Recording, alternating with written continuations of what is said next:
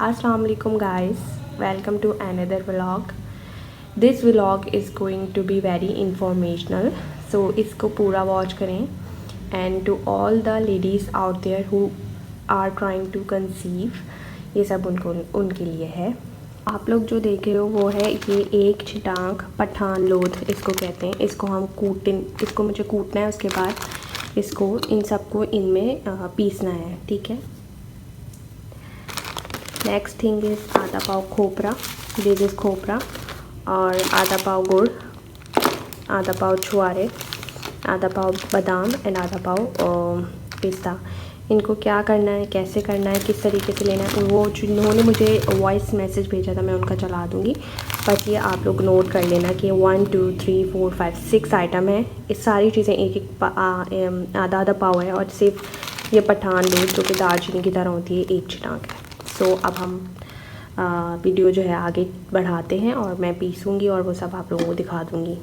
अच्छा, ये सारी चीज़ें जिस क्वांटिटी में भी लिखी हुई हैं वो आप ले लें, परचेज़ कर लें. एंड देन उसको थोड़ा सा मतलब मिट्टी विट्टी अगर कुछ है तो फिर वो ज़रा साफ़ करके उन चीज़ों को रख लें. और वो जो एक हर्ब है दैट इज़ पठानी लोध, वो आप ऐसी होगी जैसे सिनेमन स्टिक्स होती हैं ना, वो उस तरह की होगी.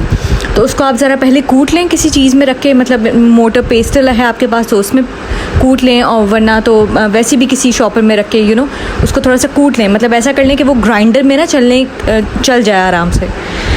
फिर आप ये सारी चीज़ें लें और इसको ग्राइंड कर लें and grind it very well. बहुत अच्छे से आपने सब चीज़ें लेके उसको साफ़ करके और ना सबको पीस लेना है, ग्राइंड कर लेना है एक साथ ना.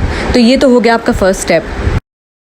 अच्छा, द सेकेंड स्टेप इज़ जो भी आपके पास जितना भी बैटर बनता है ना उसके 21 लड्डू बनाने हैं, मतलब 21 लड्डू उसके बनाने हैं. इतना ऐसे ऐसे पोर्शन करके एक ट्रे में उसको रख लीजिएगा कि उसके ना 21 पोर्शंस बन जाएं.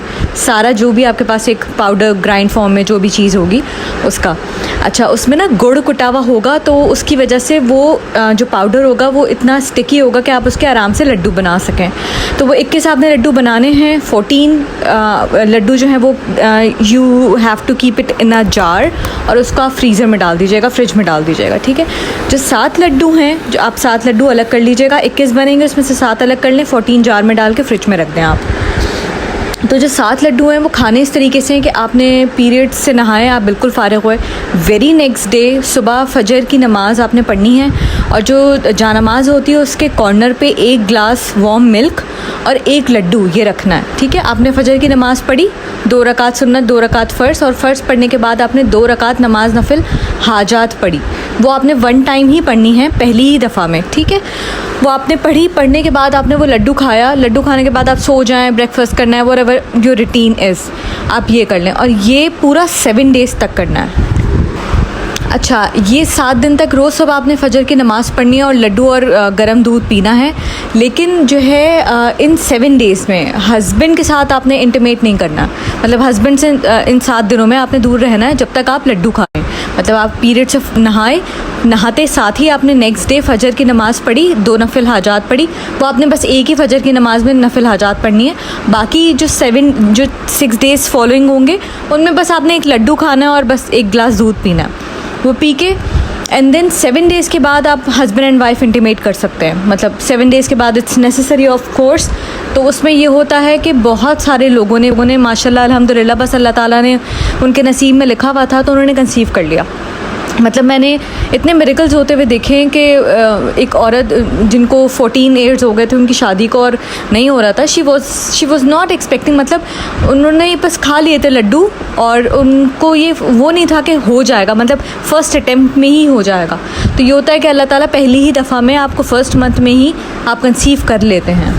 अच्छा, इन केस अल्लाह की मर्ज़ी है जो भी चीज़ें हैं नहीं हो फर्स्ट मंथ में कंसीव, तो नेक्स्ट मंथ में आपने सेम यही रूटीन मतलब करनी है. 7 डेज़ आपको पीरियड्स जैसे ही आपके ख़त्म हो तो फ़जर की नमाज़ पढ़ के हाजत पढ़ के आपने लड्डू और वार्म मिल्क दोबारा 7 दिन तक पीना है. उन 7 दिनों में हस्बैंड से इंटीमेट नहीं कर सकते. आफ्टर दैट 7 डेज़ आप हस्बैंड के साथ इंटीमेट कर सकते हैं. तो ये 3 मंथ्स का प्रोसेस है. इंशाल्लाह फर्स्ट मंथ में ही हो जाता है. मतलब इन टोटल के वो जो 7 लड्डू हैं वो खाएंगी आप तो उसके बाद हो ही जाता है इंशाल्लाह. और बाकी अगर नहीं तो फिर वो जो बाकी 14 जार में रखे ना वो 7 एक महीने में, 7 एक महीने में, इस तरह 3 महीने आप खा के इंशाल्लाह 3rd मंथ में तो मतलब बहुत चांसेस होते हैं कि हो जाता है.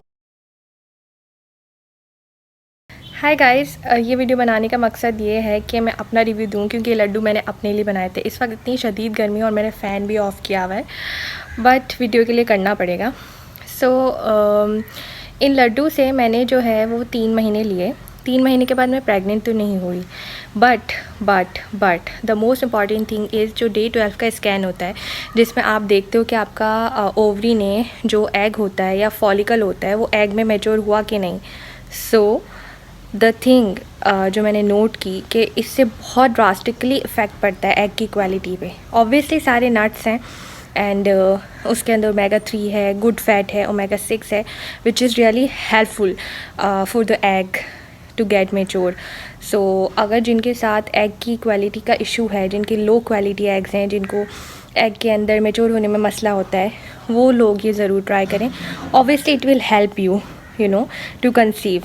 हो सकता है कुछ लोगों को जैसे कि मैं कंसीव मैंने किया है राइट नाउ, अल्हम्दुलिल्लाह आई एम प्रेग्नेंट, बट मैंने ये लड्डू के बाद अपना प्रॉपर सप्लीमेंट्स वगैरह ली। वो एक अलग स्टोरी है, वो मैं बाद में बताऊँगी, बट इट हेल्प यू।